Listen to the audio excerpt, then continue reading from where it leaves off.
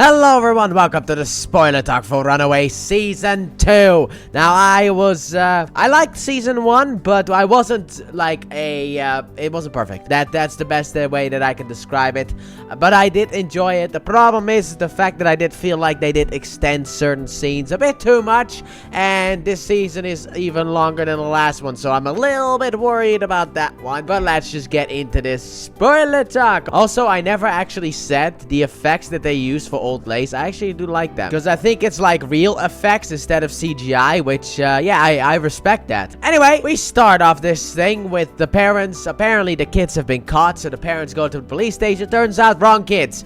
Yeah, it's not the kids that we had. So back to searching. And also apparently the Wilders were the ones who sent the police after the Runaways. So meanwhile, let's check in what the Runaways are actually doing. And they got their stuff stolen by a guy who later is referred to as Mike on a bike. So they have no more fistigons and no money. So we have to eat with the poor. Ew. We gotta go to a food shelter, which is organized by Pride. It's like, ew, the poor. Disgusting. And then we obviously have the argument about whether Alex is a good leader or not, because of course that needs to happen. And also, as I discussed in the last season spoiler talk, the family member of Molly, I'm gonna call Grace, because I have no idea how you pronounce her actual name. I need to hear that like 15 times before I'm able to kind of pronounce it. And I haven't heard it that many times yet, so I have no idea. It's just too much for my brain. My brain gets confused. I got stupid brain at that point. Anyway, Grace becomes a target because of the fact that on WHH News, she's like, Pride is evil, and I have evidence. It's like, oh, why would you do that? Why would you do that, though? So, Pride heads over to a special room that they have, where apparently they have this system, which is basically a 24-hour security search system, and they're gonna use that in order to find the kids. However, they did actually appear in front of a camera, and that thing hasn't picked it up, so I don't know how well this actually is. So, Alex leaves the group in order to get some more money from good old-fashioned Darius. However, he has to do a job. But before that, once we get to the house, Darius is like, okay, you remember that gun I gave you? Hold it like you're about to shoot someone. So he does that, and it's like, thank you. Let me put that in the back. There we go. Alright, in case you betray me, I have evidence because that gun is linked to some bad stuff. So come inside. I want you. And I like this scene. I thought this scene was actually really funny, but he wants him to paint a room, but it's like so funny because of the way that it's like, oh no, he wants to like he wants me to either kill someone, interrogate someone, or get rid of a body or something like that. And it's like, yeah, I'm gonna have a baby boy, so paint the room. Which then later on, his girlfriend comes home, the pregnant one, and she's not necessarily happy. Also,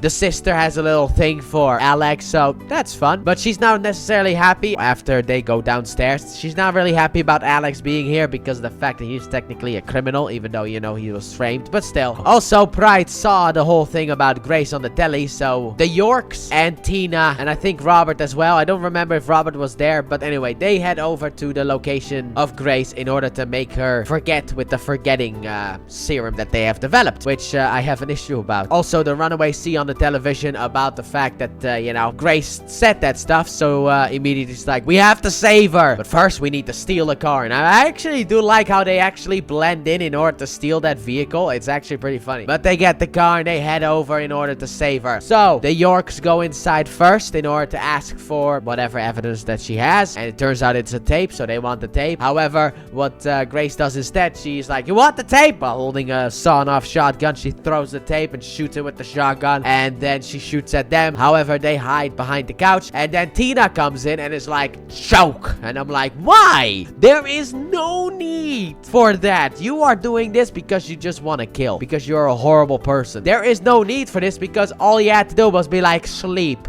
and then, okay, now administer the serum, and it would have worked. We would have had the W right there. We could have had the W. There did not need to involve killing. She just wanted to kill, even though earlier it was stated to Jeffrey that like killing is not the answer. Now killing was the answer, even though you could have just frozen her or put her to sleep and then administered the serum and everything would have been fine. So this killing was entirely unnecessary. So they leave, the Runaways arrive, and they are too late, sadly enough. And then they they arrive at this, I don't know, tent place, homeless place. I don't know what you want to call it, because it's just a place filled with homeless. And then we have a bit of a memorial for Grace, R.I.P. the gal. Also, Victor is alive in an algorithm while the machine is healing his body. And he is basically walking around in a city of his past. And Jonah arrives as well and is like, I need you to make me another box, because the kid that was used in order to revive me, yeah, that one was close to dying. So am I guess. It didn't really help me out a lot. The energy was not enough, so I need you to build me another box. Also, Pride was able to get the tape together enough in order to be able to watch it, and it turns out that the stuff on the tape was bad for everyone involved, and also the fact that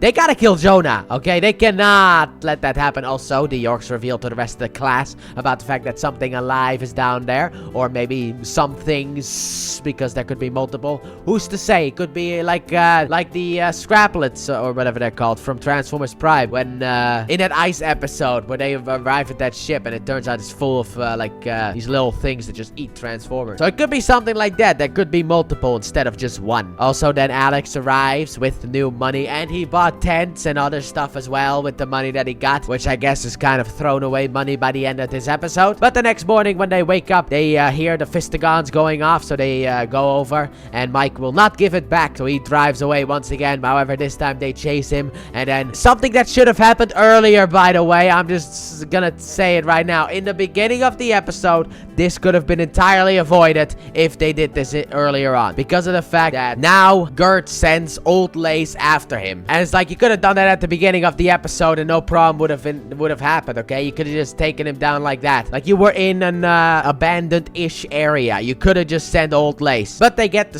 Fistigons back. I don't really think that they get the money back, but while they are also chasing, Carolina falls into a hole, and we found our new hideout. And by the way, this is gonna be where we live for seasons 2 and 3. I remember this place from season 3, so we are actually living in this place for a while. So we got a new home, baby. And also, to end the episode, Carolina meets up with Jonah because of the fact that she wants to know who or what she is, and then an earthquake happens, and Jonah is the only one who is happy about that. So the earthquake also happens in the hideout, and the gang notices that Carolina's missing. Meanwhile, Jonah is teaching Carolina about her powers, and she learns how to be able to not be all glowy without the bracelet, so that's fun.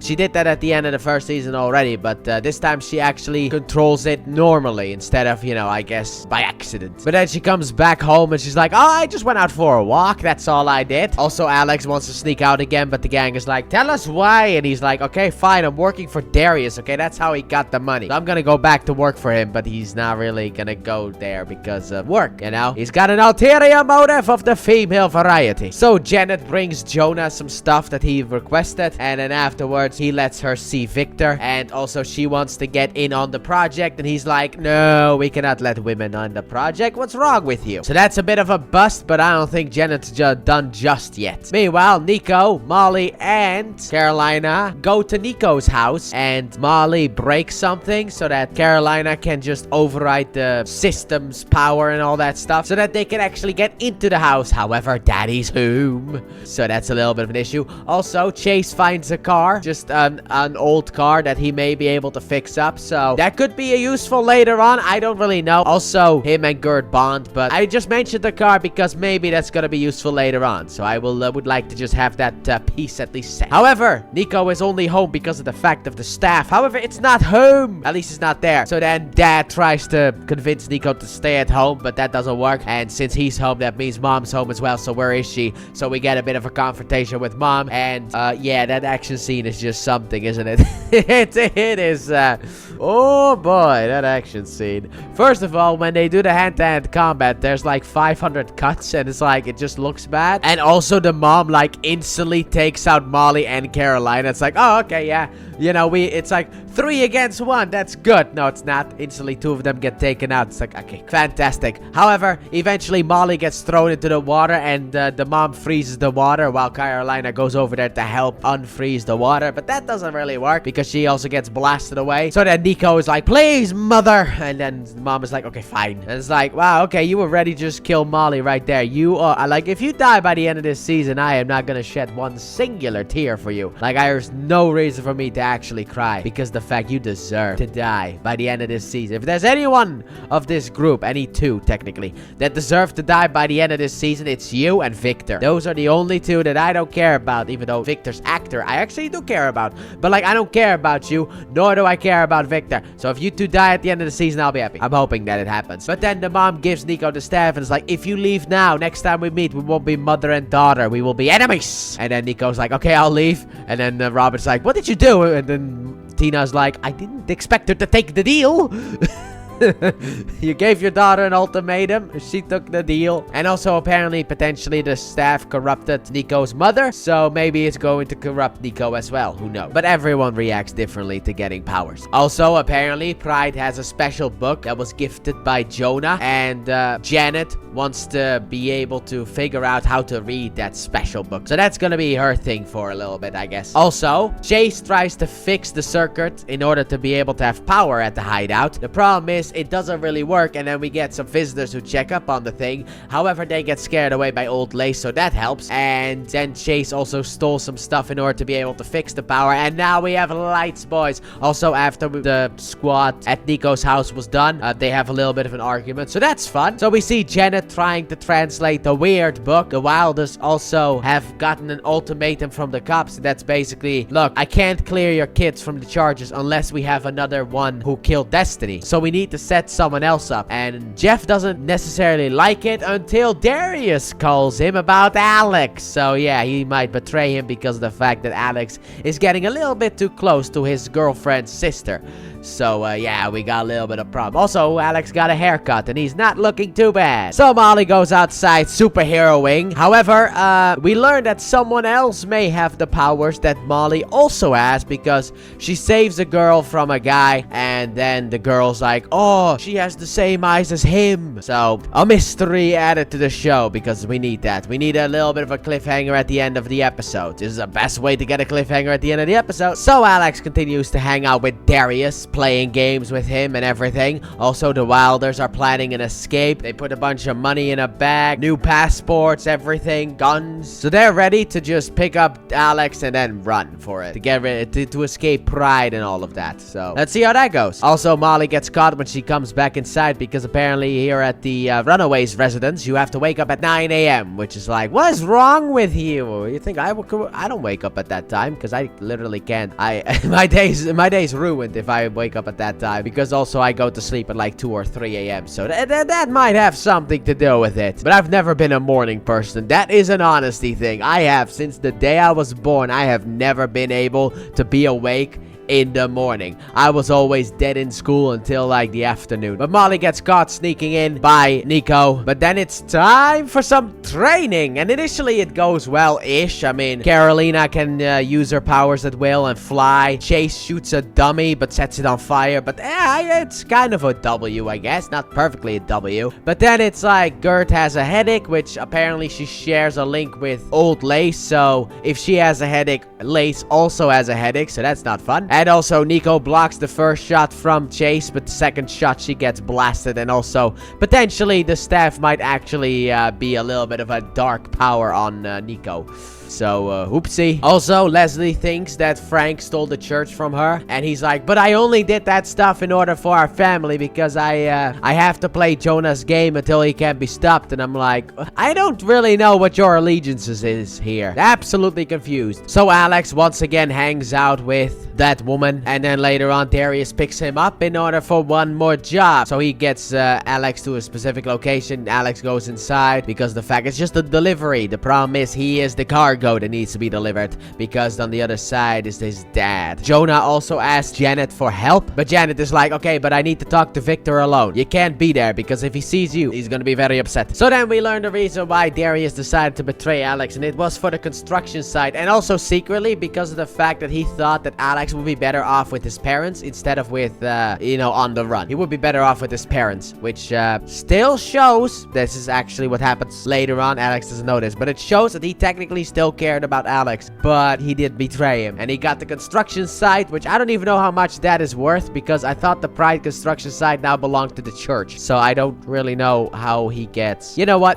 Don't really care. Also, Jeff gives Darius a hotel key that he can then enjoy with his girlfriend, wife, maybe wife, we're gonna say potential wife. So he heads over to the hotel. He is all happy and stuff. He gets into the room and there is Alex's mom just sitting there, and he thinks she wants to pay him off. However, she pulls out a gun, shoots Darius twice because we need a target for Destiny's murder, and Darius is that perfect scapegoat, so he's gonna once again take the fall for the family. However, this time he does not have a choice. And then she picks up the bullets, calls the police guy to take care of everything. Also, later on, the pregnant missus arrives, and then she potentially kills the baby by crying and being too over emotional because of the fact that children are, well, at least babies in the womb, are sensitive. So too much emotion or something like that could potentially kill it. And I know women can control that stuff, but when your boyfriend slash husband is dead in a bathtub, I don't know if you can really control that as much. So I don't know. This could have been a double murder, but who knows? But maybe not. Who knows? So Alex is in the car with his dad, but he secretly pulls out his phone, the burner phone, presses 1 and calls it, and then is like, "So dad, where are we going?" And then it's like, "We're going to the airport." It's like, aha. Now Nico knows where they're going. It's like, man, you were lucky Nico picked up, because she was very much against you at the beginning of this episode. But then Nico's like, "All right, team, we need to go to get Alex." Like, I thought you hated him. Well, yeah, but we also kind of need him. He is our fearless leader, maybe fearful leader, I don't know, but he is our leader nonetheless. And I like how everyone knows that Alex brings something to the table, because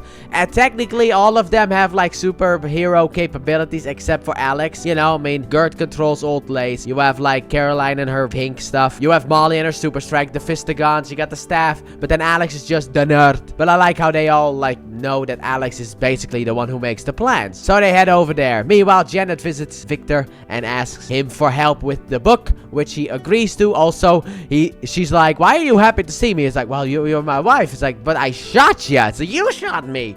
You know what? You probably had a good reason. I have been a prick, and I could blame anything, but I am just a prick, okay? But if you want help with the book, and it actually works. He actually gives her the information that she needs in order to unlock the book. So that's nice. I don't know why it's a galaxy with a bunch of planets, but you know what? That is a mystery for the rest of the season to figure out. So Alex and Jeffrey arrive at the airport. They're ready to go inside of the plane. However, then Carolina blinds them with her powers, and then they take Alex and escape. Also, the car actually did come into importance from the last episode. Good thing I actually mentioned it, because the fact that that is the car that they use. However, they have some trouble starting it up, so she has to use a different spell, because apparently with the staff you can't say the same thing twice.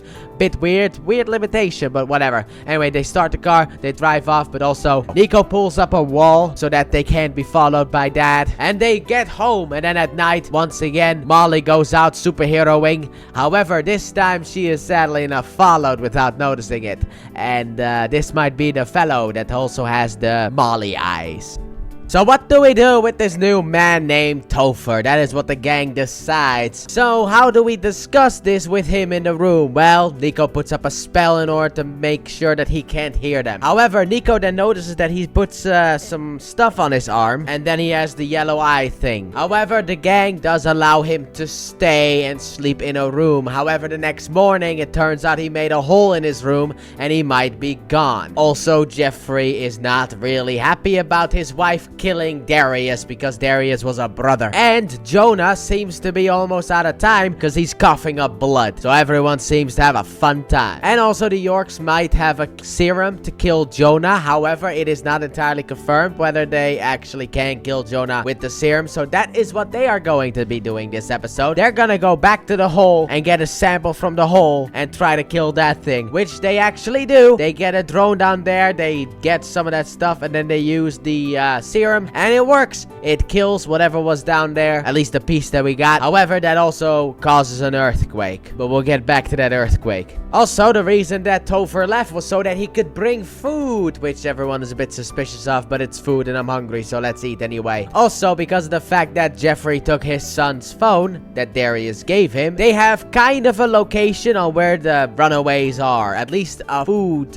shelter that is run by Pride. So they get some people from there in, And the woman is like, yeah, I don't know, but there's someone else who know. And it's Mike on the bike. He's back, baby. And he gives them the information that he knows everything that had happened. He also asked for 50 bucks. And I like how Jeffrey's like, you're trying to do that now. And then Robert's like, here's 50 bucks. Tell me about my daughter, please. And then also we get the revelation that some of them already knew that they had arrived. And also the Pride is very upset about the fact that, you know, Jeffrey and Carolina met up with Alex without telling the rest of Pride. But then also it's like, yeah, but they escaped because she had the staff, which she could have only gotten from her. It's like, well, yeah, I gave my daughter the staff. Sue me. So there's a little bit of infighting because, of course, we need some drama every single episode. At least it's better than last episode, you know? Just getting angry at everything. It's just not really a fun time. But to be honest, Gert never really is a fun time anyway. So Jonah texts Carolina that he wants to meet, and she's like, okay, fine. And then she lies about the fact that she has to do like a princess thing in order to make some money so that she can go out and meet. And then later on, Jonah's like, here, have some money. And she's like, no. And I'm like, why are you saying no? What the hell? What's wrong with you? If you come back with nothing, they're gonna be suspicious. So if you come back with some money, be like, hey, can you give me like 20 bucks? At least that way you have some money to show that you actually did the thing that you were going to do. It's really suspicious that he did not do that. But anyway, she stays with him for the rest of this episode, so it doesn't necessarily matter until potentially the next episode. Also, Alex needs a special chip in order to be able to do what he needs to do. And there's only one way to get a free one, and that is inside of the school. So you gotta go back to school, which is something that no one has ever said because school is absolute hell. However, Topher is the key to getting it because he is the one who can sneak into school undetected and get the stuff that we need. Also, for some reason, Topher has 3 cars ready to drive them to the location, which is like, oh, okay, sure, why not? I'm really suspicious of him, especially when he asked Nico, because he wants to be alone with Nico, that he asks her about like junkie stuff in that sense because of the way that his powers work, which I'm, you know what, fine, I'll go explain it right now. He doesn't have the same powers as Molly. Molly has it inside of her. He only gets super strength in that sense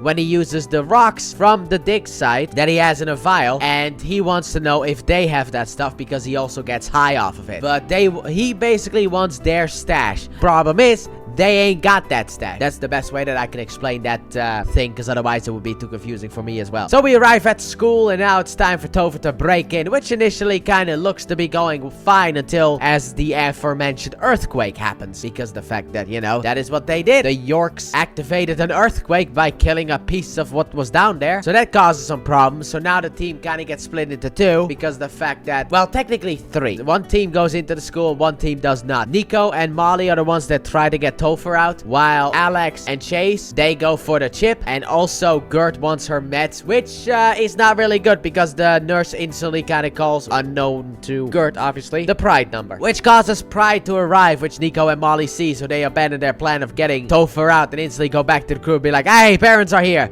So they weren't able to get into the room in order to be able to get the chip. They just have to escape. So they barely escape. However, don't worry about that. Topher got the stuff that we needed so we could go back home. And then also Topher kind of knows about the fact that his vial is missing. So later on, Nico pulls him aside and is like, hey, I got your vial, by the way. And also, Alex does still seem to be a little bit suspicious of Topher, which I do like because we can't trust him. And I also really like Nico in this episode because she, like, the moment that he started to talk about like witchcraft, she was kind of like instantly like, okay, you're a good guy now. He's not though. She's supposed to still be suspicious of him, but she wasn't. However, she still was suspicious of him, and she only did that in order to get the vial. And then to end the episode, we have Jonah and Carolina who go inside of the hole. So let's see what's down there. Alright, we got Topher's backstory. That is, back in the day, he got kicked out of his home by his parents for apparently no reason at all. And then later on, he found the rocks inside of like a lizard cage. And that is what gave him his powers. However, the question is, how did the rocks actually get in there in the first place is actually a good question. Keep that in the back of your head while we continue on through the episode. So then Topher becomes a bit more curious about the site that was described because the fact that, you know, he wants more of them rocks. And he asks Molly about that, and Molly is like, well, here you go, watch. Meanwhile, what is down at the hole? Down in the hole is Jonah's ship and also apparently his son, which, sure, why not? Might as well. I mean, it is actually pretty nice that Carolina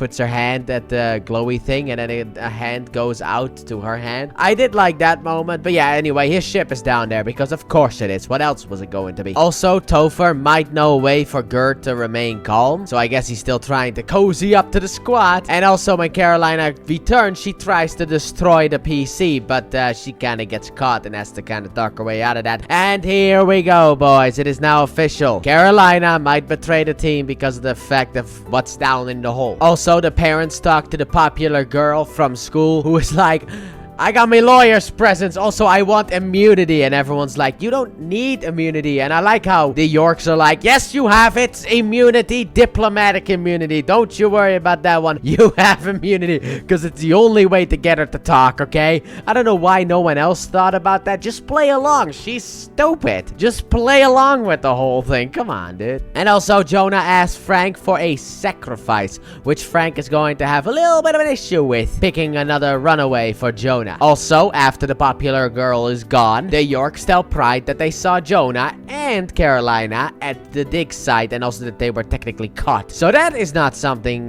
good at all. However, Robert has a plan in order to take down Jonah because he gets entirely underestimated, which, yeah, that is entirely true. I will say that right now. So then the next morning, it turns out that Topher's gone. He has escaped, and we figure out that he has gone over to the dig site in order to get more rocks. And he's at the dig site. He takes a little bit of rock on his arm in order to be able to power up. Then he breaks in, finds this big truck with a bunch of sand. So he jumps into it and he's searching around the sand for the rocks, finds the rocks. However, he gets caught by someone and apparently punches that dude almost into death. So the squad go after him and they see Topher escaping the dig site, doing a little bit of GTA and driving away. So the runaways follow him. Also, Leslie headed over to Jonah in order to get the truth because of the fact, why did you see our daughter without notifying me? I'm worried sick about her. Now, how about the truth about that backstory for Topher, shall we? Because there's a little bit of details that he left out. Because the thing is, with the car, he drove all the way back to his house and he asked his family if he can move back in kind of violently. So then the runaways are like, wait, this is not the backstory that you told us. And it's like,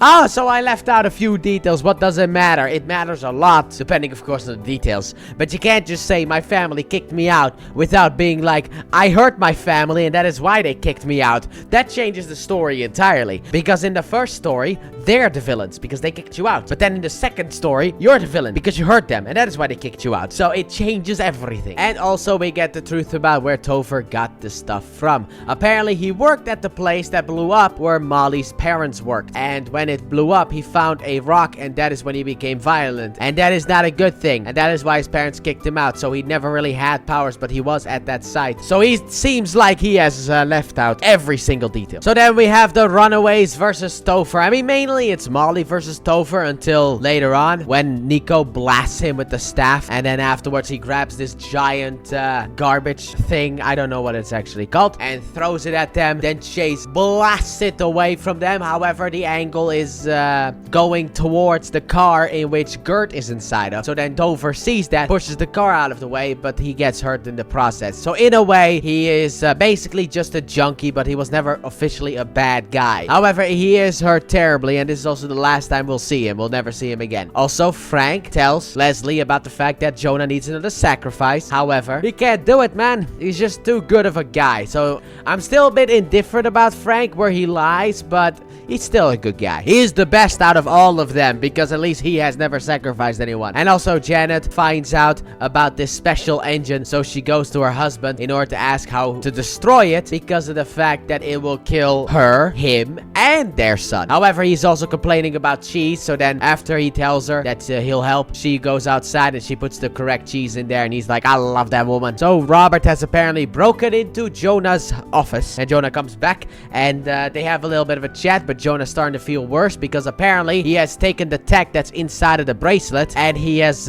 worsened it so that Jonah is actually suffering and he's planning to kill Jonah. However, then the two women who are always around, they actually hit Robert and save Jonah. So almost worked. We almost got rid of the bad guy. We could have almost rolled credits because we were done here, but we're so close. Molly is also sad about the whole Topher situation, and later on Gert leaves and Carolina also leaves, and Jonah brings Robert back to Pride and he doesn't look happy about it. Carolina visits Leslie in order to be able to ask about her dad, and also Gert is in the hospital, and apparently her parents have been notified. So, Alright, boys, we got some good news. The day after tomorrow, apparently Jonah's gone. How many episodes will it be until we are at the day after tomorrow? I don't know, but it's, at least not this episode. And after he's gone, he's gonna decode the book for Pride in order for them to be able to fulfill their wish. However, they're a little bit concerned about the destruction of LA, and he's like, don't worry about it. But let's be honest here, any villain would say that because all they care about is getting off this stinking rock. So they would say like, yeah, don't worry about it. Of course it's not gonna happen. And then when he flies away, it's just like, and yeah, okay. Also, Leslie tells Carolina that Jonah killed Amy, which is a bit of a talking point, which is also why Carolina later on goes to Alex in order to ask if she should say something to about Amy or not. And Alex is like, well, when I did it, I didn't go too so well. You know what? You are now sleeping with her instead of me. So that is, that's how that went. So I wasn't really happy about that one. Also, Gert apparently went to the hospital with an alias called Chase, and Janet arrives to pick her up. And the only reason she did this is because of the fact that she needed meds. So the next morning, Nico goes to Molly's room, but she turns out to be gone. However, she was in Chase and Gert's room. However, Chase is gone. So that is the real problem. Turns out Chase got called by Gert in order to pick her up, and also meets his mom, which is not awkward at all. However, she does tell him that Jonah needs another sacrifice, so guess we got a goal for the episode, as you could say. However, after this, Chase is not really happy with Gert. Understandable, and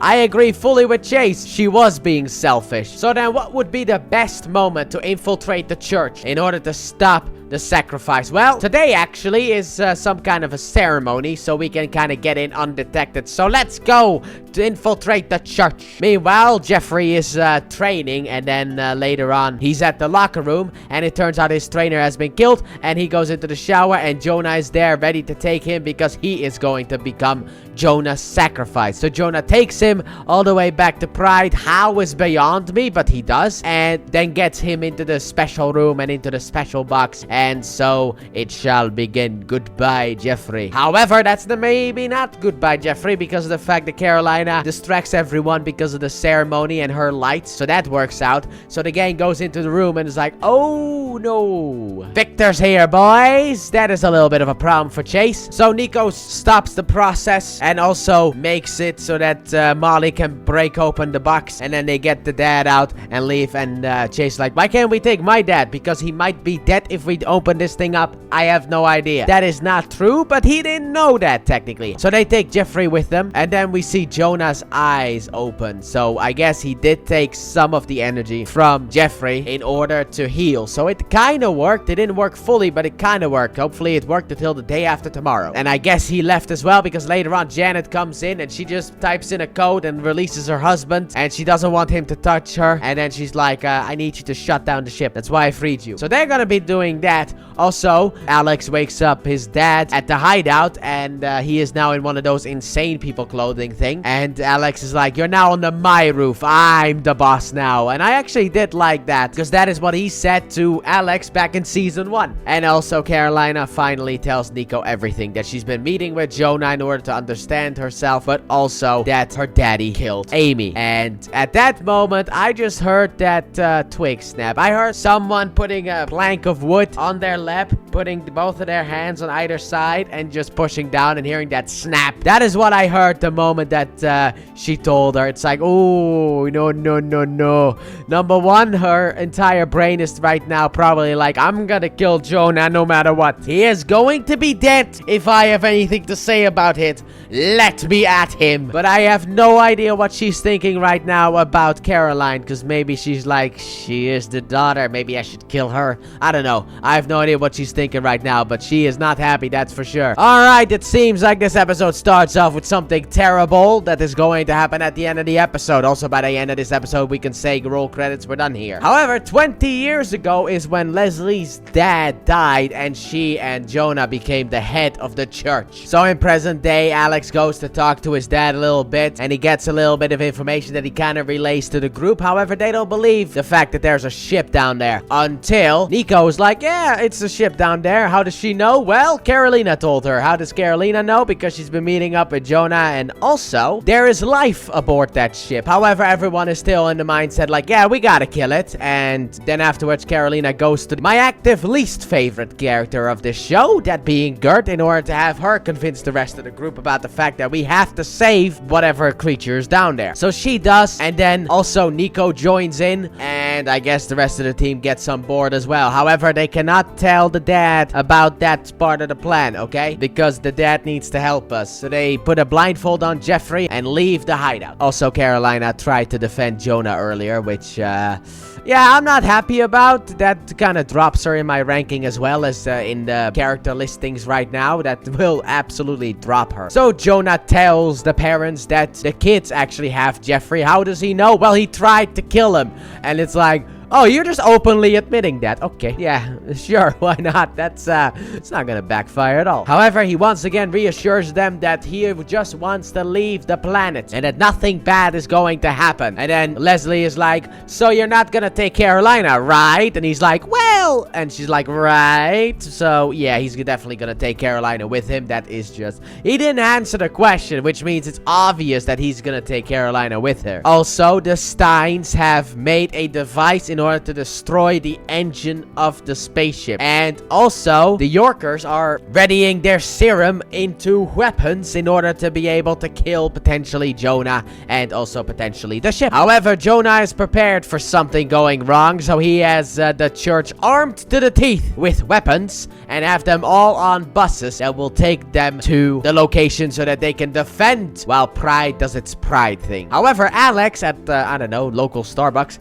hacks the church, and his dad's like, how do you know how to do that? Well, because of the fact that when you and mom did something, I snuck out instead of watching How to Train Your Dragon 2, which by the way is a really cool movie. The whole trilogy is really good. But he redirects the church's vans to Las Vegas apparently, which is actually pretty funny. Also, Destiny's brother appears in this episode, and he wants answers from Frank. However, there's a bit of an altercation that happens later on which causes his death. So technically Frank killed someone, however it was an accidental kill. So the squad gets to the location and Jeffrey goes in order to be able to take down the guards, and then Alex helps him. So basically a father-son team up, take your son to work day, and they lock them all up. Gert's gonna be the lookout because she is literally useless without old Lace because we had to leave her home. And also Jonah is waiting because of the fact that Carolina sent him a text being like, I'm gonna be a little bit late at our meeting. And then Leslie's just like, yeah, you know, the thing about teenage girls is that they lie. So you've been tricked. So where would she be? So Jonah and Leslie head over to, obviously, Big Hole. But before she leaves with him, she sends a text to the rest of Pride saying tsunami, which means, yeah, okay, things are about to get real. So then Carolina takes Nico, Molly, and Chase down into the hole in order to be able to have Chase with his gauntlets be able to free her family, I guess. However, it doesn't really work because the ship keeps healing, and then Gert sends the text. However, because of the fact that they are so far down, they don't get the text. The only one who gets the text is Alex, who is hiding with his dad. So then Jonah arrives and he tells Carolina to get out of there, and then after that he tells someone called Zavin, or whoever it is, to start the ship. Sure, I don't know who that is, but whatever. Anyway, he tells him to start the ship, and then the ship starts. Rumbling happens, and Jonah's like, yeah, about that whole earthquake thing. Also, this is when Pride arrives, but about that whole earthquake thing and the fact that you people aren't gonna die. Yeah, I kind of lied about that. You guys are going to die. So Carolina takes Chase and Molly out of the hole because of the fact that Nico can get out with the staff. So Nico does that. She gets out with the staff. And the ship starts to emerge. And LA is starting to rumble, I guess. However, at this point, all of the parents enact their plan. Victor throws the thing to shut down the engine. And the Yorkers fire away all of their serums into the ship in order to kill it. Which initially doesn't seem to work. Everyone's a bit sad. But then it works. So everyone is happy. And then Jonah is very upset and he just blasts everyone away. And they aren't really a match until Nico, who was actually knocked out because she tried to use the staff in order to stop the ship. However, the staff doesn't work for her mom because of the fact that it now only works for Nico. So she wakes up, and also because of the revelation about Amy that we got, I think it was in the last episode, but it might have been the episode before that, she finds a vial of the serum in order to kill the Jonah in that sense, and she puts the bottom of her staff in it and then stabs Jonah with it, and everyone is like, yay, and Carolina's like, no. So that's not good, but it works. Jonah dies, and then it seems like the real Jonah actually comes through because he's like, who are you? I don't even know who you are. However, before the evil Jonah, let's say that, goes away, he's like, fine, we're gonna take it all, which I don't know what that means. Maybe it means something, maybe it doesn't, who's to say. But anyway, Jonah's dead, and after that, Nico puts all the parents to sleep because the kids don't really want to go back, and then the Runaways head back to the hideout, at which point everyone is celebrating except for Carolina, who is very upset that Nico, and I'm like, how dare you? Your dad literally said that he was gonna blow up LA, okay? There is nothing you could tell me in order to feel bad about his death, okay?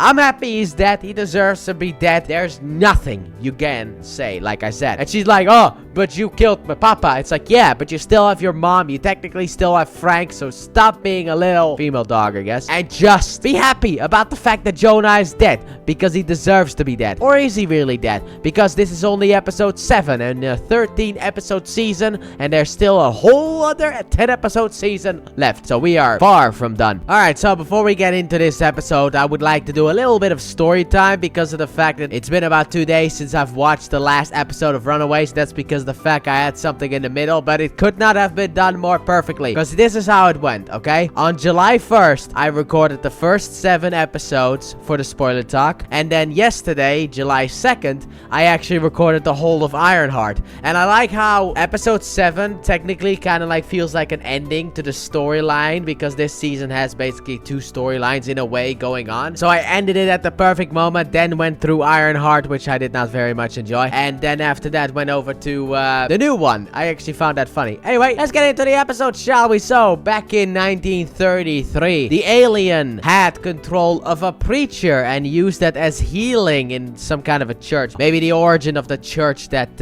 Leslie has. I don't know. And the alien basically had control over the preacher until 1957, where he took control of Jonah, who was a doctor. And then in 1979 is when he met the father of Leslie and also Leslie, and then groomed her to eventually have his child. Which, yeah, okay, that's not wrong at all. No, nothing wrong about that one. Just a fully grown adult going into a house, befriending a father, meeting a daughter, and eventually impregnating said daughter when the daughter is of age in that sense. Nothing wrong about that. There's a word for that, but I can't quite figure it out. Anyway, back in present day, we have Pride no more, boys. So time for the Pride members to find their children separately anyway, because without Jonah, there is no need for Pride. Also, Gert applied for college, which will cause some tension between her and Chase later on in a hotel. And also, Carolina and Nico apparently have been fighting ever since Nico did the right thing and actually stopped the alien. I mean, maybe she didn't have to kill him, but to be honest, better safe than sorry, if I'm being honest there. I mean, they were going to level LA, so, and also, technically, she didn't really kill anyone, but that is more for later on. That is not something we can get into this episode, but that's more of a reveal later on. And also, Livy decides to prove Darius's innocence for the murder of Destiny Gonzalez. So that causes a little bit of a problem. And that news gets to Alex's mom, who tells the cops, take care of it. Also, the squad has earned their day off. That day off doesn't last long at all. So Alex goes to visit Livy,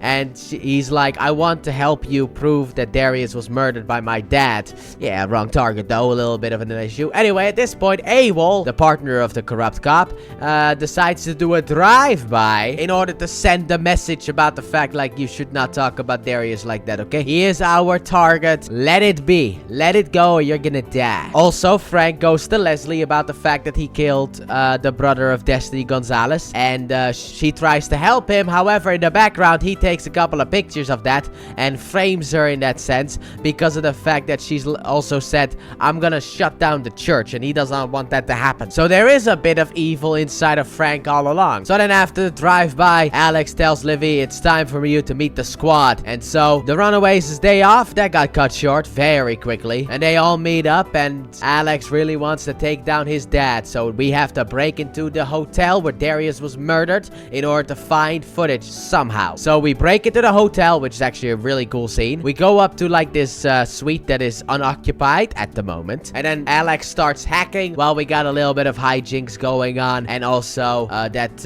room was supposed to be having a couple there. However, they weren't supposed to arrive for another hour. And Chase and Gert pretend to be that couple. And then later on, the person who works there is like, well, I just got a call from the people. And yeah, the people in that room are not the people that are supposed to be in that room. They might be those kids, those runaways as they call themselves. So after we get the footage and Alex officially sees that his mom is the baddie, they all decide to make an exit, and Molly decides to stay behind in order to hold off the security. She gets captured, but that was her plan until later on AWOL and the corrupt cop, whose name I actually don't know, pop in, and it's like, oh boy, no, this is not good. Also, Carolina asked the one guy, I forgot, Vaughn, I think actually was his name, for help, and she breaks into the office of Jonah in order to find something, and eventually she finds a message from Jonah. She listens to it, and we'll probably get more into that one later on. Also, Jeffrey goes over to Darius's wife and is like, here's the money and the stuff that I promised Darius. I hate how everything turned out, but I'm sorry. Take it as collateral. Let's hope that this time in the apartment above me, they won't start drilling, because that is what happened during the last episode, which is why editing that one isn't gonna be that much fun.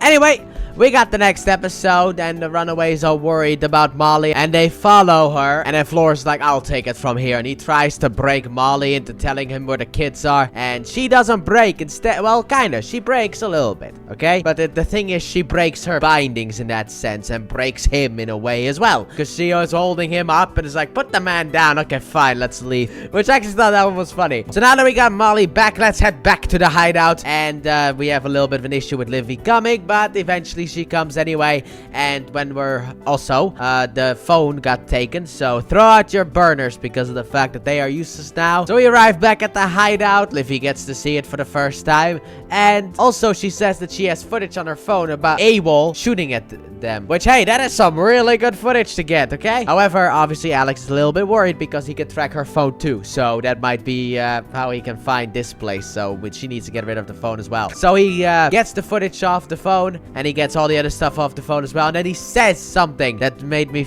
go like, yes! But he's like, I'm gonna make this phone look like it's in Wakanda, and I'm like, yeah!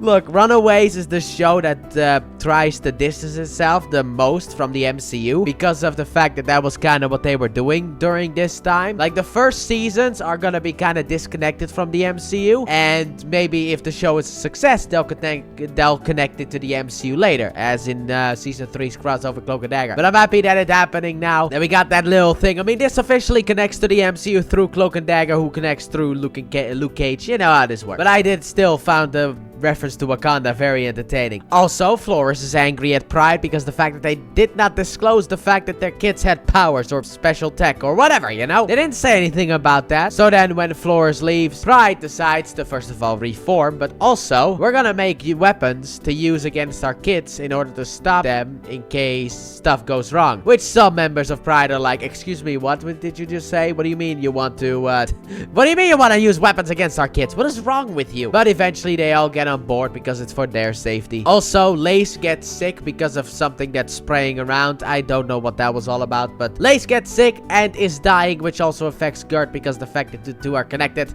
And I don't really want to lose old Lace, but I also don't like Gert. So now the morality question comes into play. Which life is more important? Old Lace and Gert, or neither, you know? So let's save old Lace in the next episode, that is. That's basically towards the end of the episode, but I thought I'd mention it now because it's not really that big of a point in the episode. It's just like a little thing. So Alex has a new plan. We're gonna ambush AWOL, which goes horribly wrong. First of all, because he doesn't tell the team, and second of all, because of the fact that AWOL doesn't care. However, thanks to Nico's freezing spell, which by the way she could have used earlier in the episode in order to rescue Molly, but whatever. Anyway, because of the freezing spell, we are able to escape with Molly, so problem solved. However, then later on, apparently Tamar is going to work with AWOL in order to keep her family safe. Also, Tina and Stacy are not necessarily feeling like themselves because they aren't themselves at all. Sadly enough, they are not, but that is more of a reveal later on. I find it weird how this series is structured because basically it has like a 3-season plot line, yet it is weirdly stretched out. Because like in season 1, we should have had episode 7's ending at the end of season 1. Then season 2 could have been this storyline, and then season 3 deals with the very, very, very attractive woman. But it's like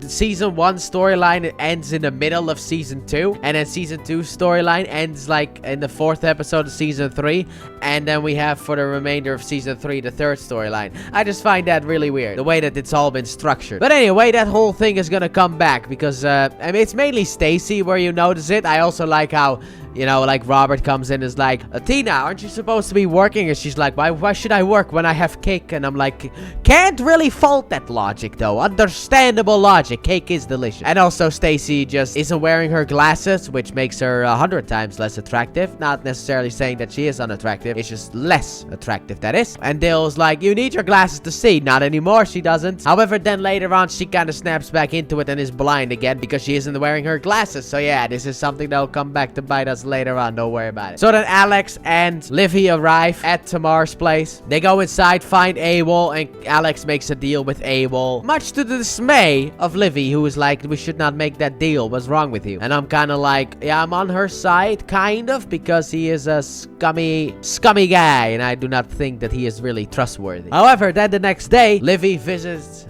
the hotel, or the hostel I think it's actually called, and tells the group what Alex has done, so they're not happy about it. However, AWOL also goes to Pride. By the way, the deal was basically he told Alex that Flores has been gathering evidence against Pride in case something goes wrong and he needs to fight Pride. That's it. And AWOL tells Alex, I'm gonna give you the evidence so you can take down your parents as long as you leave me and my group of very, very corrupt cops out of it. But he tells Pride, I'll destroy the evidence and bring you your kids as long as you put me in charge. So then he goes off to kill Flores, and then later on to end the episode he kidnaps Livy. So yeah, make a deal with the devil. Oh no, wait, that was Ironheart. That was not Runaways. But at the end of the day, you always get burned. So now that AWOL has caught Livy, he's trying to break her. And initially she's like, no. And then it's like, but I got your family. They're gonna die. It's like, okay, fine.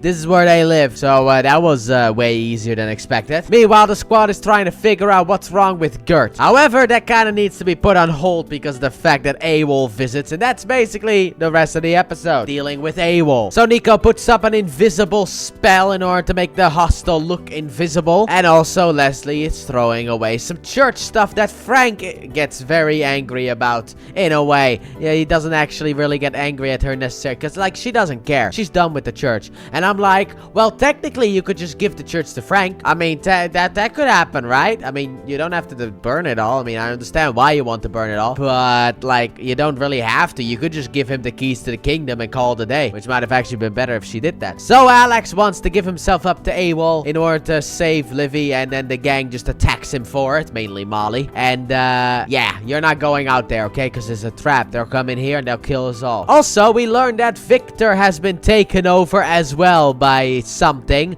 just like Tina and Stacy were. And I'm just gonna say it outright. You remember that Jonah fellow? Yeah, he may not be as gone as we thought, because yeah, he's in Victor, which is not officially known yet, but I thought I'll just throw that one out there. Maybe that actually gets known in the next episode. I don't know. I just wrote it in my notes like Victor's been taken over by Jonah, so there you go. Also, the two crazy ladies from the church, or Aura and the other one, I forgot the name, they are very upset also with Leslie wanting to end the church. So no one's really happy about that. So Alex has a plan. Starting off, Gert and Chase need to leave with old Lace in order to potentially get better, you know, while the rest is gonna go and catch AWOL, because the thing is, they have a hostage right now. We don't. If we got a hostage, we wouldn't really have many problems now, would we? So they lure AWOL in and then fortress up the hostel, which I actually thought was a pretty cool plan. Problem is, Nico is not really having the best time keeping the spell alive, and then Alex Alex is like, we may have to kill the corrupt cops because he goes a little bit violent on Abel, which the women are not necessarily too happy about. But it's like, sometimes, you know, you gotta kill or be killed. That is sometimes a rule. But Alex has a plan for phase 2 in that sense. And that is the fact that we're gonna let them in. Nico's gonna disable their weapons. And then we're gonna take them down. We may not have to kill them, but we'll take them down. That is the plan. Alright, everybody go with that plan? Nico's not looking all that well, but let's see how it goes. Meanwhile, Chase takes Gert to the Yorks, and we learned that Stacy was the one who drugged Old Lace, and she wants to give the antidote to Gert, and it's like, no, you're not gonna give the antidote to Gert because of the psychic connection. Even if you give the antidote to Gert, it does nothing because the problematic one is Old Lace, not Gert. And also, Dale is 100% not happy with his wife right now about the fact that she drugged Old Lace and also technically Gert in that sense. And I'm like, dude, that's not your wife though. I mean, you could see it. She put the glasses up. That's not your wife. That is the alien inside of her. A parasite, as you could say. Venom isn't here right now. We can call it Parasite. Otherwise, Venom is gonna have a panic attack again. So the gang lets in the corrupt cops. The problem is Nico faints, so we need a backup plan. So they grab Nico and take her away and leave the staff behind. However, then they get a little bit trapped in a way because they got trapped in a room, and then they're about to maybe be killed. However, then Nico gets up, pulls the staff towards her, opens her eyes, starts to get Caecilius eyes from Doctor Strange, and then sends them away to place unknown. And now either Abel needs to have a chocolate bar with him or he needs to make a bargain. But I'm just gonna go with the first one. He needs to have a chocolate bar with him. Those who understand the reference, they understand the reference. Those who do not, keep watching. Because eventually in Season 3, we'll get the explanation for this. And yes, I'm not joking. We are get the explanation in Season 3, I think. Maybe in this season, but I know Season 3 is where the full explanation happens. And then also, Chase is like, look, we'll figure out a way to escape like we always do. And also, your dad doesn't seem all that bad, okay? Maybe he's just gonna let us go because I saved your life. You know, maybe he's gonna be a nice guy. Then he tries to open the door and it's locked. So that doesn't work out. And also, to end the episode, the church has now captured Leslie and, I don't know, are gonna do some brainwashing thing on her. I have no idea, but they're gonna do something on her. And Vaughn is also kind of in on it, even though he is kind of halfsies in on it. Like, he helps them, but he feels bad about it. So a homeless woman sees another woman and then somehow turns into that other woman. I didn't know these aliens had these type of capabilities.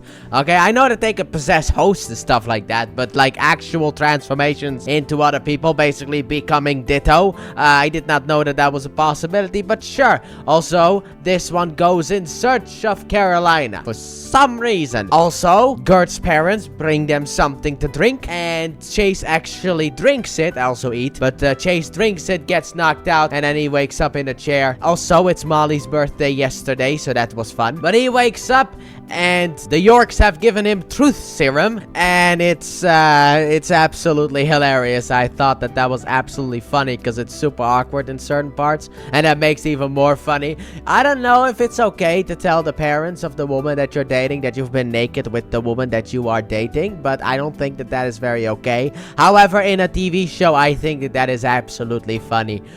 I thought that was absolutely hilarious. Also, Leslie gets sent to a cult place where she can be indoctrinated. Once again, a funny thing. No, it's not funny, but still, classic cult things, you know, just becoming a mindless zombie for the cult. That's what they do to people who do not conform to the cult ways. However, she doesn't really want to be there and learns there, at least, I mean, she doesn't necessarily learn. We learned there that she's pregnant, so that's nice. She's pregnant. Okay, did not necessarily see that one coming. When was the last time you had funny with Jonah? Actually, you know what, it could work because this whole series takes place over the course of like 3 months, and then we get like a time skip for the second half of Season 3, but still, we have like basically over the course of 3 months. So yeah, you could have been pregnant with Jonah's child. After Jonah woke up, you did it again and got pregnant because of that. So it could be possible. And also, I'm calling him Jonah because I have actually seen what he's supposed to be called. I have no idea how to pronounce that though, so I'm waiting with that until hopefully the show gives me a name.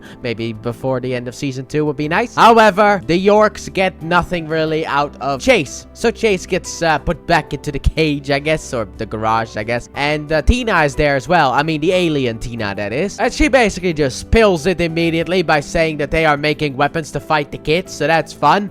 Yeah, no, not a good idea. So then Alex, Molly, and and Carolina arrive at the York's place in order to be able to rescue the squad that they held captive. So initially they turn off the power, then they go in, and Alex points the gauntlets, the fistigons, at the Yorks. And I like how, Dale gets up and he's like, do you even know how to use that one? He's like, absolutely not. And he immediately sits down because him not knowing how to use those things actually makes him more unpredictable. Because technically not even he knows what he's gonna do. So we lock the Yorks and Tina up in the garage. The problem is Old Lace stays behind for some reason. I think Old Lace smells the alien inside of some of them. However, we have to leave her behind because Dale grabbed the gun because he is not alien and shot a tranquilizer basically at Old Lace. So that is a bit of a sad one. However, we escape with the humans at the very end. And while they're gone, Nico also buries the staff and apparently maybe severs her connection to the staff, but I don't truly believe that one.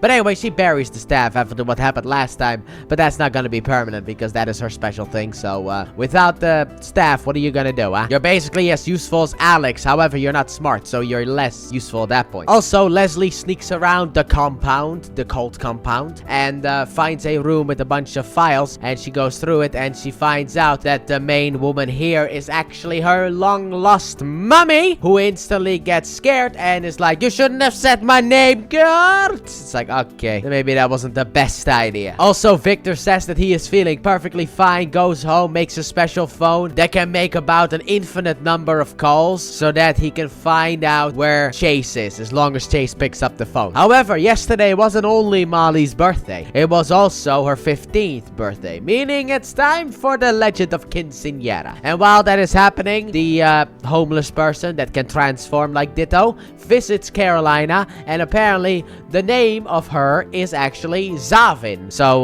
wasn't that what Jonah said when the spaceship launched? Correct me if I'm wrong, please don't, but, because I'm not wrong, I don't think, but that was like what Jonah said, Zavin, start off the ship. So, okay. However, Zavin then, I don't know, Abra's away. She's a combination of both Abra and Ditto, I guess, because she can teleport and she can transform. So everyone's getting ready for the Quinceañera. However, I actually forgot when this happened, if it was before or after, so I'm just gonna say before. If it was after, I apologize. But the phone rings, and Chase picks up the phone, and his dad is like, yo, son, I'm sick. I'm really sick. Which I don't know if that is true. Maybe he knows that he's been possessed by an alien. Who's to say? But this causes Chase to have some issues. However, then the Quinceañera happens. He dances with Molly, and then after the Quinceañera is done, he's like, I'm gonna go home. However, he gets caught by Gert, who's then like, tell the whole group. And he does, and everyone is like, no, please don't go. But he does anyway. He leaves in order to go back to his parents. Also, Dale has issues with his wife Stacy and everything that she has done so far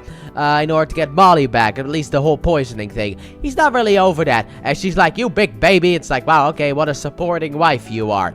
However, he thinks about putting Old Lace down, aka killing her. However, that might also kill Gert. So, Stacy has a different idea. We're gonna free Old Lace, have her lead the Yorks to Gert, and then kill Old Lace. And I'm like, wouldn't that still kill your daughter? Like, sorry, but like, because of their psychic link, I mean, one feels what the other feels. There is a lot of pain that can kill you, I think, actually. Like, isn't there like, if you feel too much pain, you go into shock and you die in that sense, or is that just a movie thing? I don't know. But anyway, let's just say that it does happen. Your daughter could die if you kill Old Lace, so it's not really highly recommended to kill Old Lace. But let's see what they do, because my expectation is the fact that that is going to happen in the next episode. Alright, boys, before we get into this one, I got some good news that has been months old, actually. That is very much months old. But for me, it's good news because I just got a message back from my sister with a time, meaning that, well, on the 9th of July, I am going to Superman. Yay, I bought the ticket just now. Super excited. Just wanted to say this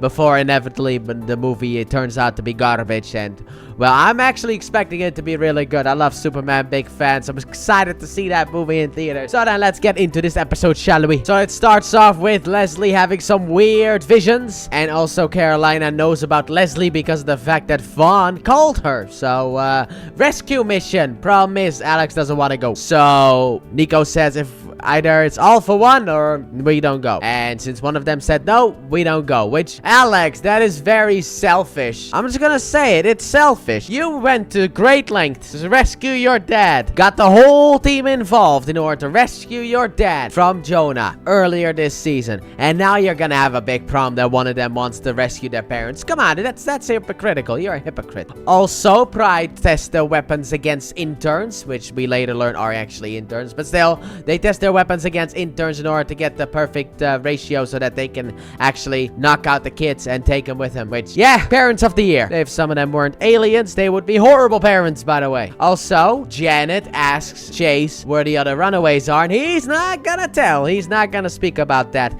And then Chase and his dad go outside, and Chase asks about the dying part, and he's like, yeah, about that. I am dying, because technically I'm affected by an alien, because I got the Jonah syndrome. You know, the whole skin turning white, which is actually one thing that I always found weird. People always call us, like, white people, when it's like, my skin is not really white. It's more of an, I guess you could say, like a beige color, if anything. But that's the same thing with, like, black people. They're not really black. They're more brown. So, yeah. I never really understood that. Maybe that's my autism fighting it because of the facts, like, it doesn't make sense. I'm not white. I'm kind of beige-ish. I mean, technically, I'm as white as I can be, but that's because I never see the sunlight. But still, and those people are not black people. They're brown people. Don't you see the difference? Do you not know what black looks like? That is not black, okay? That's just how my brain operates. My brain's weird. Also, Leslie tells Frank that she's pregnant. However, that doesn't really matter. He locks her into a room anyway, so that's fun. Frank is really going off the deep end ever since, he's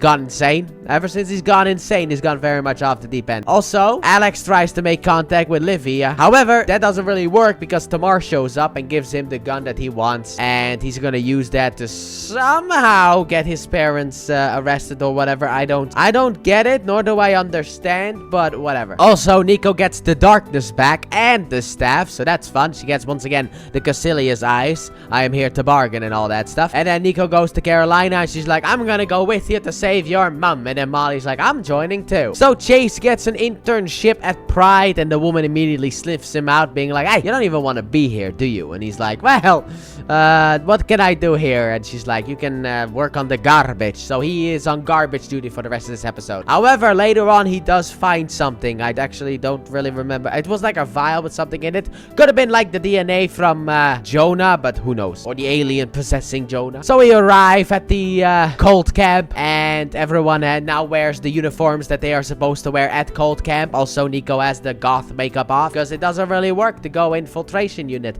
Look, you cannot infiltrate if you look the same as always, okay? You gotta blend in. Never played Assassin's Creed? However, Carolina sees that Frank is there, so she goes in alone in order to hopefully play Frank. However, when she gets to him and tries to play him, he pulls an Uno reverse and puts her into a building that has no electricity or anything like that. So, that's a bit bad. However, then a woman enters and it's her grandma. Introduces herself. Very nice. Tells the backstory of grandma. So then grandma takes Carolina to Leslie. And Leslie is also like, oh my god, how happy to see you. Also, we need to go. And grandma's like, no, we should take the church back. And it's like, ah, boy.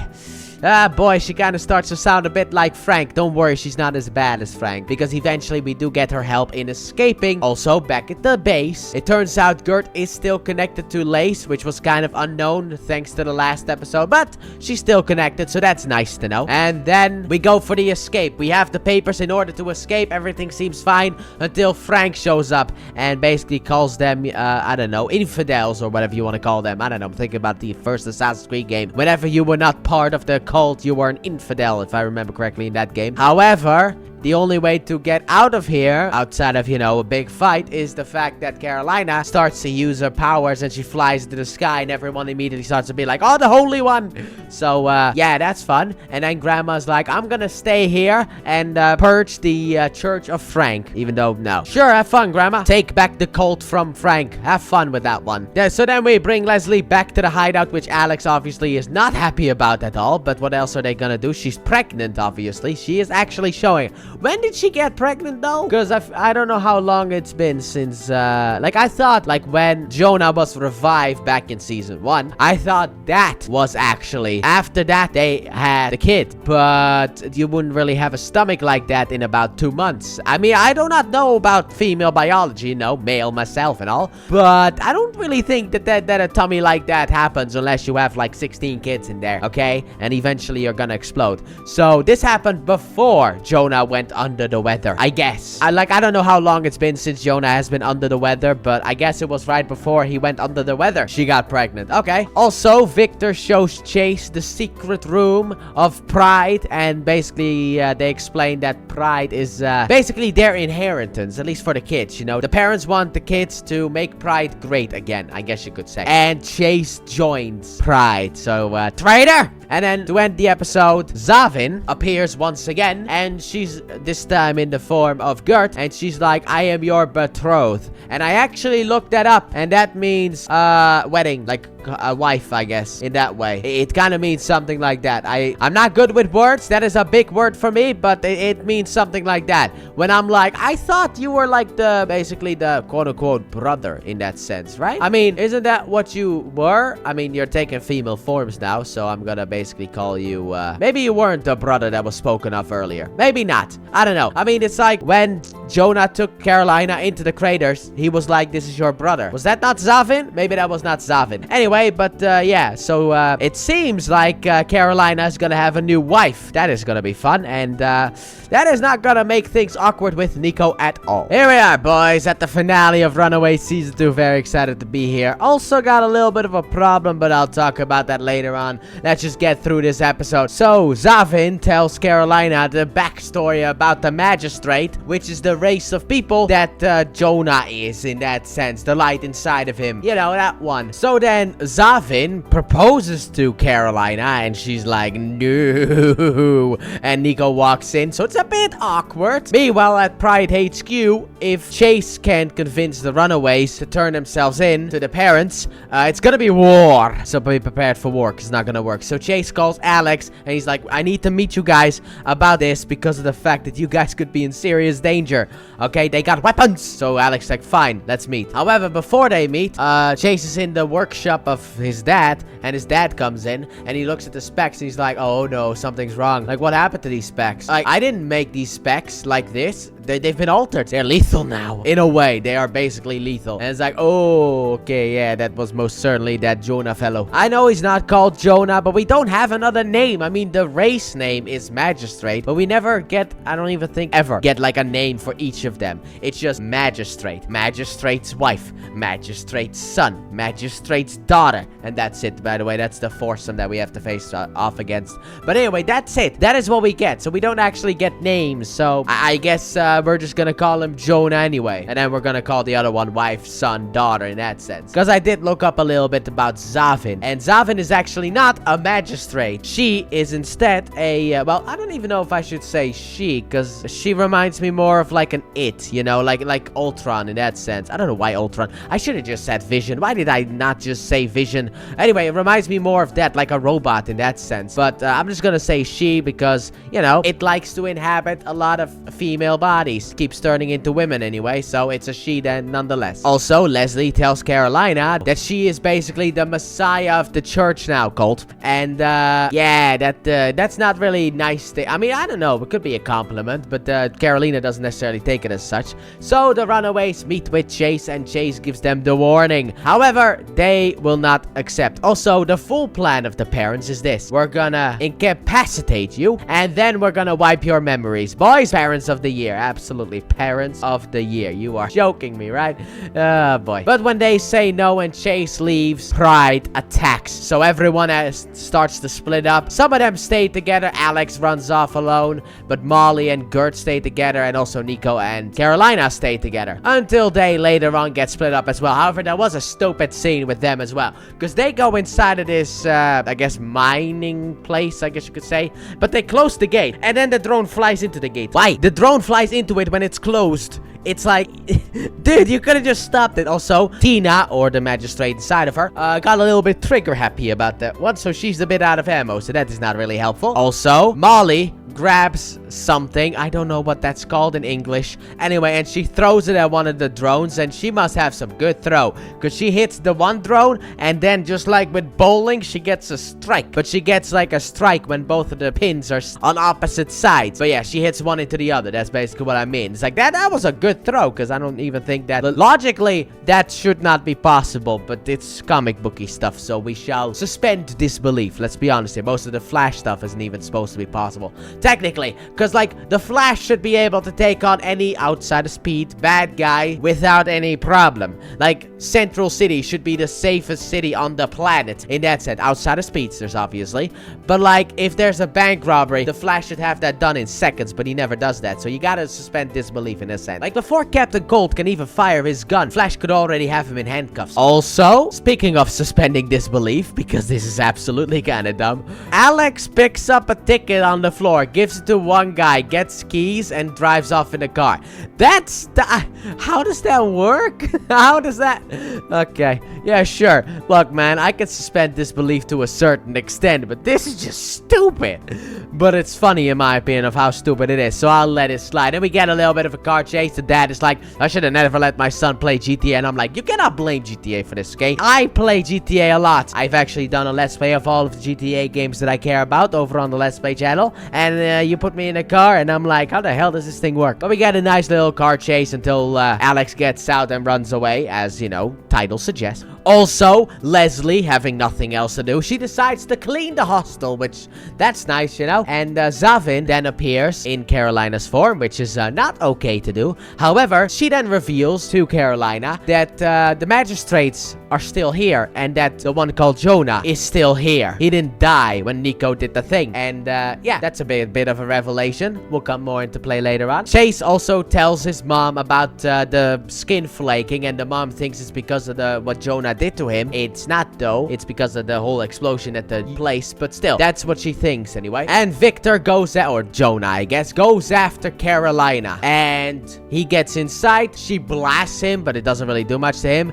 and then he throws down the same things that Robert did back, I think it was season 1 or season 2. These seasons are confusing because they are terribly organized, and I hate that stuff. I hate it when you terribly organize stuff like that, but it is horribly organized. But it was earlier when Robert attacked Jonah. He used those red things in order to keep him contained, so he could beat him basically to death until, you know, the two came to save him. Anyway, it works on Carolina. However, then Zavin tries to save Carolina, but that doesn't really work, and also reveals the truth about the fact that that is actually the Jonah from before. And Jonah then uses that opportunity to knock Carolina out. Also, Zavin, she got knocked out as well. So then Stacy and Dale go after, obviously, their children. Well, technically half, because of the fact that Molly's not really their biological child, but still, they go after them. And then when the kids split up, they also split up, and Dale goes after Molly, and Molly in I don't know what language she speaks. I'm not good with languages, but anyway, in that other language that she speaks, she basically calls Dale a pedophile, which I thought was the funniest thing ever,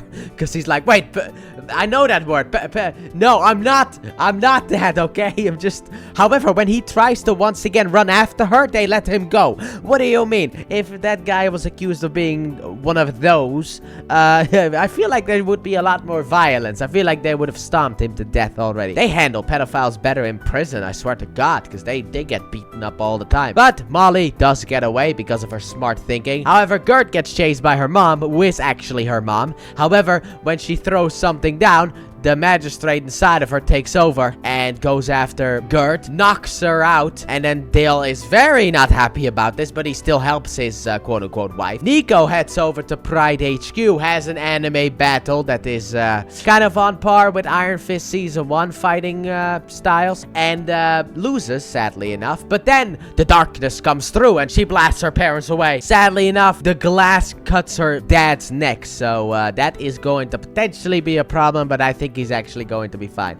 But Nico does get away and he returns to the hostel just like Molly. Alex then fires off the gun that he got in the other episode that was linked to another something bad, and he then plants it inside of the car of his parents, and then he calls the cops, and then when his parents arrive, it's like, hey, maybe you should put those guns away, you know? I mean, the police aren't really happy about, you know, black people with guns, you know? They get a little bit of that trigger happy, so the parents do comply, and they get arrested and framed. So I'm interested to see how that goes. However, that is the problem with this season, but we'll get into that later on. But he gets his family arrested, returns to the hostel as well. Jonah then returns to the Stein residence, and outside you have Chase and his mom. However, then it is revealed that yes, I am actually Jonah, returned once again, and they try to use the red thing, but it does not work. So somehow, maybe it's a suit. I don't know. He talks something about the suit, so maybe it's a suit, but it doesn't really work. And then he knocks them out. And when we cut back to Gert, she is in the back of a car in like a cage kind of situation, and Dale reveals that he is terrified of his wife, and he has taken both Gert and Old Lace, and they have ran away. So then the magistrates all meet up. However, they're missing one, the brother of Carolina, obviously. But yeah, the brother is missing, and they basically devised that it's like, well, it could have been anyone that was close to the blast, and it didn't necessarily have to be Pride. It could also be the Runaways. So maybe one of the Runaways outside of Carolina, she's completely free. And also I would say Chase maybe as well. I don't know, because the ending of the episode, I would say Chase might be a safe one as well. So either Alex or Molly or Nico are going to be controlled by the brother, which is unknown at this moment, but there's a potential that one of them is actually the brother. So that's a problem. So the Runaways make it back home, and then Zavin reveals that the magistrates are around. So that is a big problem. So I guess now you could say that Nico's conscience has been cleared because of the fact that she, I guess, had a little bit of a problem with the fact that she killed Jonah, but she didn't. So everything is fine. Even though she still did, but I feel like Jonah should have been dead anyway, if you line up the timeline. And then the magistrates are like, well, our bodies are not doing all that well. How about we feast, as you could say. We'll use those machines in order to be able to get energy. And in there is also Carolina, which I don't get. Why would you sacrifice your daughter in order to... I thought you loved her. But basically, they plan on sacrificing Carolina, Chase, and also Janet in order to heal their bodies. So there's a lot of problems. And that's it. That's the end of the season. God, what a terrible ending. Oh my God, this season is so terribly managed, okay? This is not a season finale. This is an episode ending. This is not an ending to like... Look, I will say it again. The first season was way too extended. I would actually potentially drop my score. Nah, I'm not gonna drop my score. I'm not gonna be one of those people. But it's a low 8 anyway. But anyway, my issue is the fact that, like, season 1 ends with episode 7, and this season technically ends with episode 4 of season 3. Because we're in the middle of a story arc. I mean, what are you talking about? You can't just end the season in the middle of a story arc unless you have one of those born again things, which with Daredevil Born Again, you know, they ended it in the middle, but that's because of the fact that the whole first season was mismanaged, and so they kind of needed to cut that one off and then do the second season with good management, hopefully. But I have faith. But overall, I still enjoyed this season. I thought it was fun. I also like the fact that they actually, well, quote unquote, did the 2 storyline things, even though I think that they should have maybe actually gone more the comic route with season 1 anyway. This is me talking about season 1, but that's also season 2 technically. Because if the Runaways ran away immediately, they could have done the season storyline that we had afterwards until episode 7 of this season into season 1. And then maybe it could have been a 10 episode, maybe even 13 episode season. Would have been better, in my opinion. But overall, I still enjoyed the season. It's probably about the same score that I would give the last season. I don't know what score I'm gonna give it yet. This is not Ironheart, where I instantly know, yeah, that's a low 6. That's definitely a low 6. It wasn't, I wasted my time because I thought I was having fun, and then the finale ruined my life. So that's fun. Entirely wasted my time. But overall, I very much enjoyed this season still. I thought the group dynamic worked really well. I like the fact that the storyline was still them going up against the parents. I know people don't like the season. I do. Yes, it has some of that CW writing, which is why I didn't really talk about, or at least I tried to avoid, most of the romance stuff in this season, because I just don't care. You people are not Fitzsimmons, okay? You don't get me to talk about your romantic stuff, okay? I don't care about Nico and Carolina. I don't care about Chase and Gert. I could not care less, okay? I try to avoid that. Usually when that relationship drama stuff happens, I'm on my phone because I don't care. But I'm gonna end it here because I got a lot more work to do. So let me know what you guys thought about season 2 of Runaways in the comment section down below. Did you also feel the way that I feel right now about the fact that, you know, it feels like the season isn't necessarily over yet and they should have actually managed the seasons better? Let me know what you thought about season 2 and also that in the comment section down below. And with that being said, thank you all so very much for watching. I hope you guys have enjoyed, and if you did, please like button, subscribe if you're new, if not already, turn on notifications. Don't forget to check out the Let's Play channel, link in the description and at the end of the video. And I'll see you guys maybe next time, but at least next time in the MCU's chronology with Runaways season 3. Let's finish this show off. Bye.